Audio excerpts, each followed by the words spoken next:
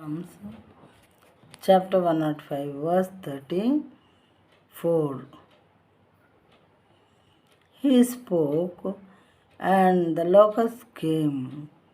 Locusts came, young locusts without number. ఆయన ఆజ్ఞయ్యగా పెద్ద మిడతలను లెక్కలేని చీడ పురుగులను వచ్చెను. దేవుడు మోషే అహరోనులకి మాట చెప్పారనమాట.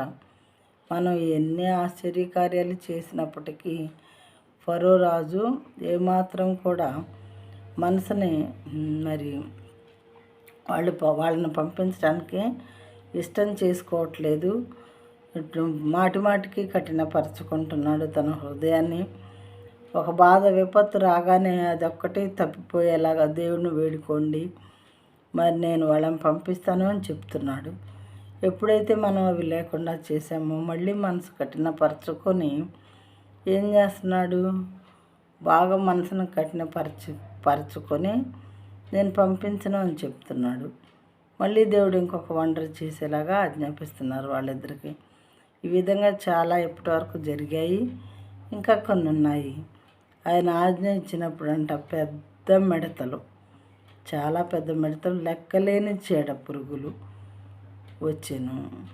ఆ రకంగా వచ్చాయంట. ఇప్పుడు ఏం జరిగిందో తర్వాత నెక్స్ట్ వర్సెస్లో రేపు చూద్దాము.